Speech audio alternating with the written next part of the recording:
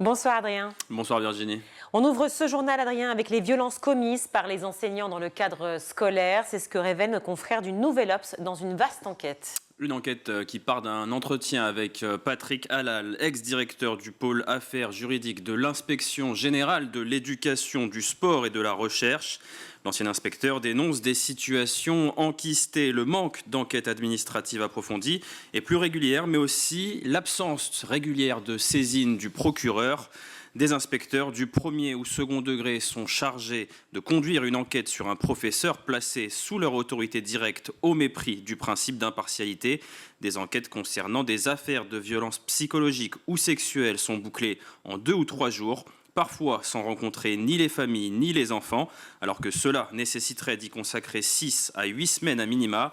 Souvent également, Patrick Halal et l'inspection générale ont pu être alertés sur des faits relativement graves de violence dans les établissements, sans qu'aucun dossier n'ait été monté, aucun élément matériel classé. Difficile à partir de là de parvenir à une sanction. Pour résoudre ces nombreux problèmes, Patrick Halal prône la tolérance zéro et des sanctions plus importantes face au silence.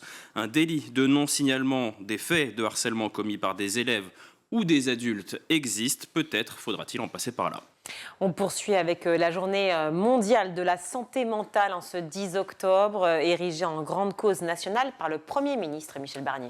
Et les chiffres vont dans ce sens. Le Haut Commissariat au Plan a remis ce mercredi au gouvernement un rapport assez alarmant sur la santé mentale. Selon ces données, une personne sur 3 souffre d'un trouble psychique à un moment de sa vie. Environ 2 millions de Français sont pris en charge chaque année en psychiatrie et 25% de la population consomme des anxiolytiques, antidépresseurs et autres psychotropes.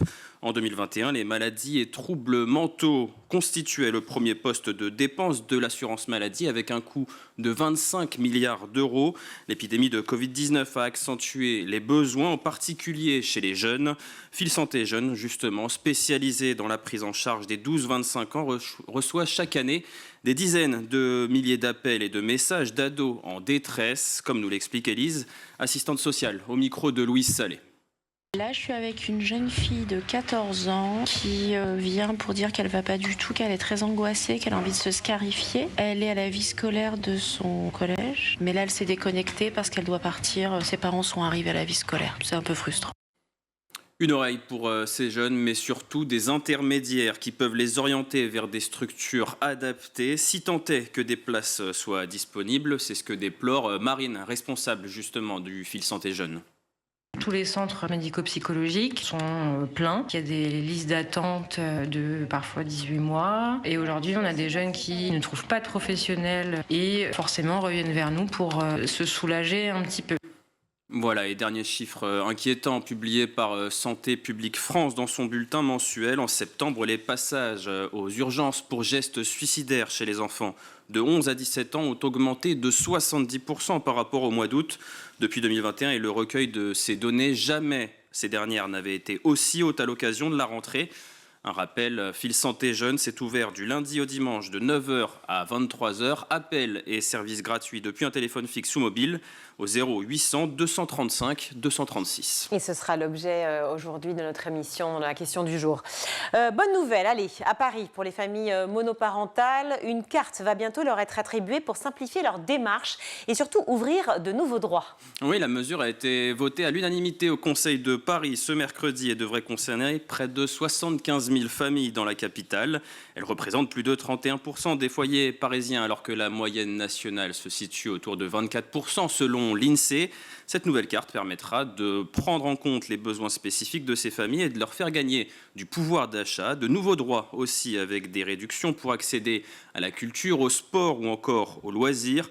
La mesure porte également sur la tarification des crèches, des cantines et des activités périscolaires.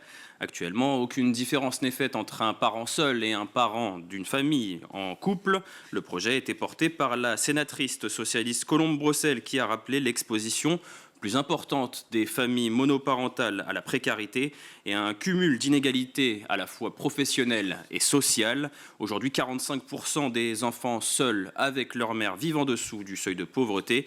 Tout le contenu de cette nouvelle carte sera précisé au printemps 2025. Au chapitre international, les universités britanniques tirent la sonnette d'alarme. Derrière le Brexit entré en vigueur début 2020, il y a plein de conséquences pour le Royaume-Uni, et parmi celles qu'on ne soupçonnait peut-être pas, l'importance des étudiants étrangers dans les universités britanniques. Qui dit sortie de l'UE pour le Royaume-Uni, dit fin du programme d'échange d'étudiants européens, plus connu sous le nom d'Erasmus.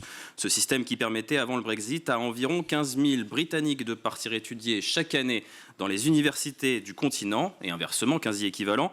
Vivienne Stern, directrice générale d'Universities UK, ne s'y trompe pas. Nous regrettons vraiment d'avoir perdu un flux de très bons étudiants européens, mais il n'est pas dans notre intérêt que le gouvernement se retrouve pris dans un débat toxique sur l'immigration. Côté européen, on espère réinstaurer un système de mobilité pour que les jeunes citoyens de l'UE puissent à nouveau aller étudier ou travailler au Royaume-Uni.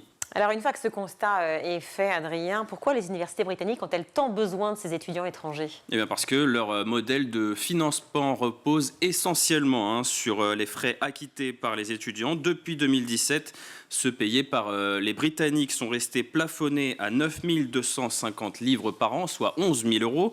Mais la subtilité pour les étudiants étrangers, c'est qu'il n'existe aucune limite au montant que pourraient leur réclamer les universités britanniques. Quand on sait qu'en 2018-2019, près de 18 000 jeunes Européens étaient venus étudier au Royaume-Uni, je vous laisse faire le calcul, Virginie, ça représente un manque à gagner de plusieurs dizaines de millions d'euros quand même. Et on termine avec ce nouveau prix Nobel. Après les prix Nobel scientifiques qui ont été remis en médecine, physique et chimie, c'est la littérature qui était à l'honneur. Et c'est inédit pour la Corée du Sud avec l'écrivaine Han Kang qui décroche le premier Nobel de littérature de l'histoire de son pays. Connue en France pour son roman La végétarienne paru en 2007, la Sud-Coréenne se voit récompensée pour l'ensemble de sa carrière, pour sa prose poétique intense qui affronte les traumatismes historiques et expose la fragilité de la vie humaine, a expliqué le jury dans un communiqué. Merci beaucoup, Adrien.